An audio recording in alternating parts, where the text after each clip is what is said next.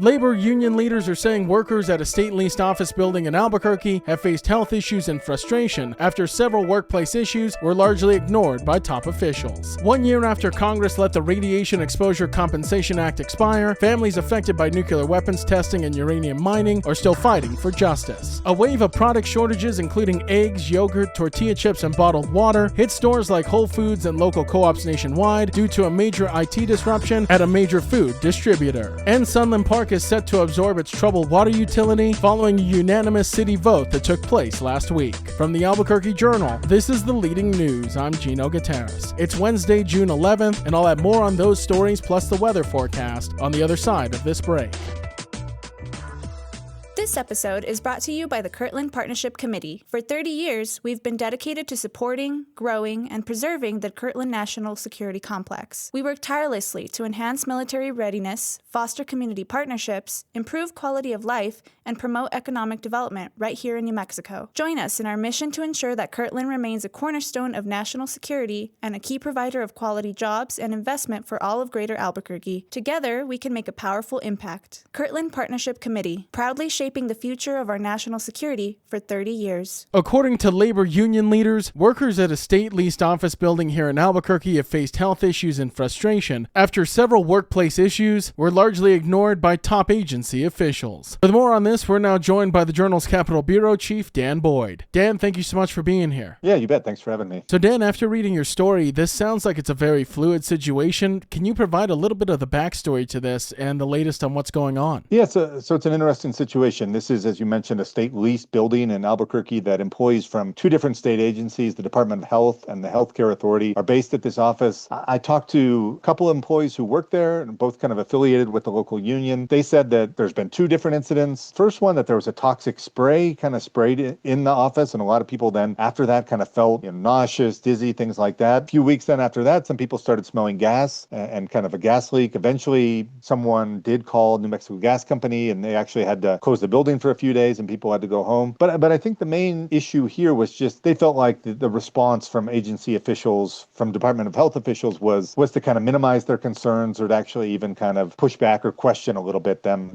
raising these concerns and kind of downplay that. So that's kind of the backstory here. The latest development, the union has filed a grievance to the Department of Health Secretary, Gina de Blasi, and we'll kind of see where that goes from here. But clearly, kind of the feeling that these concerns haven't been properly addressed. And Dan, it's not only that the employees feel like these issues weren't properly addressed, but as your story lays out, they also feel like they really didn't receive clear communication either. Yeah, according to the workers I spoke with, they weren't initially fully told the reason that this building was closed for 4 days. They were just told it was for rooftop repairs. Eventually, the department did confirm that there had been a gas leak, but I think they felt a little bit trust violation, that they're working in this building and have to trust their supervisors that it's a safe environment, and then come to find out that there was a gas leak, that they weren't initially told about it. And kind of an interesting backstory of all of this is, coming off the COVID pandemic, when a lot of state employees were allowed to work remotely, for the last 2 years, they've been under an order that go back to work and have to be there in the office. So even when the building was closed, these employees went home and were paid administrative leave, but weren't allowed to work remotely since that policy is no longer in effect. So definitely some grievances on the side of the workers that were in this building. But as far as what you heard from agency officials, Dan, what can you share with us on that front? Yeah, I did talk to a spokesperson for the agency. They said that they value the safety and the lives of their employees. They did kind of acknowledge that the building was closed and kind of provided a little bit of a timeline. They said that they have, alerted the State Bureau of kind of Occupational Safety about the incident. They said they've also contracted for kind of an environmental report to be done to make sure going forward that the building is safe. But they didn't kind of respond as directly to some of the concerns about trust and transparency, and issues like that. And Dan, just for clarification for our listeners, are these workers still in this building right now? These employees are back in the building as of this moment. There's about 200 Department of Health employees there. It sounds like the gas leak has been resolved. They were able to kind of find out what was causing it and get that fixed. So it sounds like that issue has been resolved, but kind of these lingering trust issues, transparency issues, sounds like there's still a lot of concerns there. I think the fact that some of these employees were willing, to talk openly with me about it. Past situations, state employees are sometimes wary or reluctant to speak publicly about these issues, but they felt pretty strongly about the situation. So we'll see now now where this grievance goes and how the state kind of responds to it and, what kind of comes of all this. So definitely a unique and ongoing situation involving these workers at this office building here in Albuquerque. As you mentioned, Dan, should be interesting to see what happens next. Thank you so much for sharing the latest with us. Hey, thanks. Appreciate it.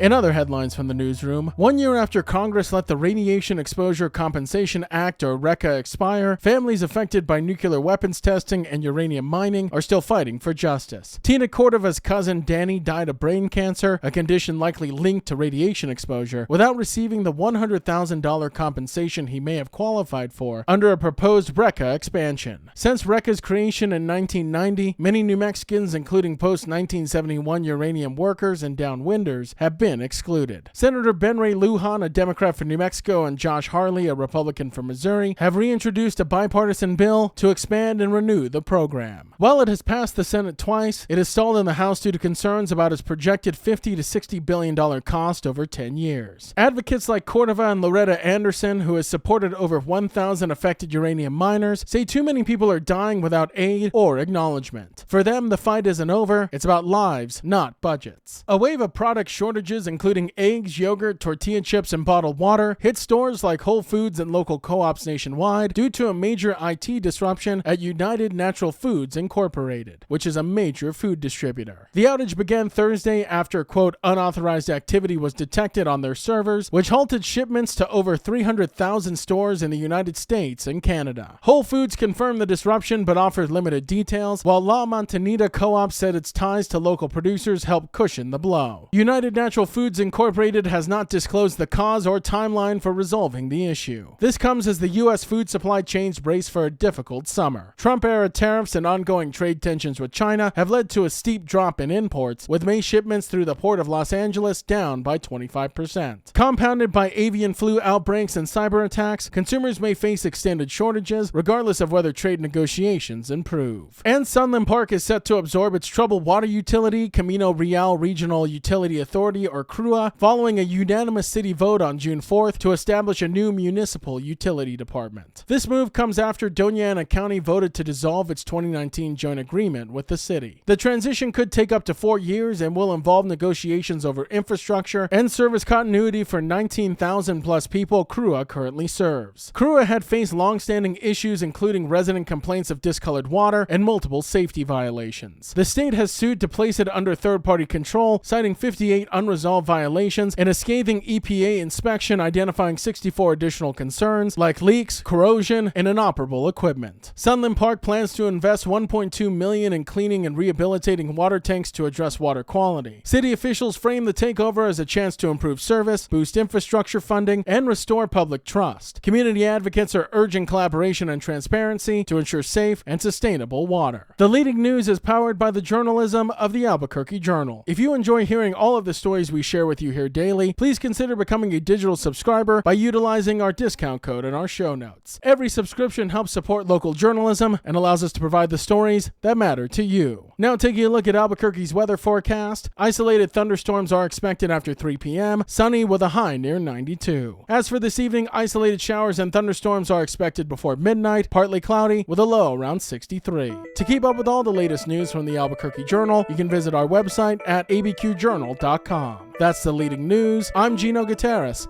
We'll be back tomorrow.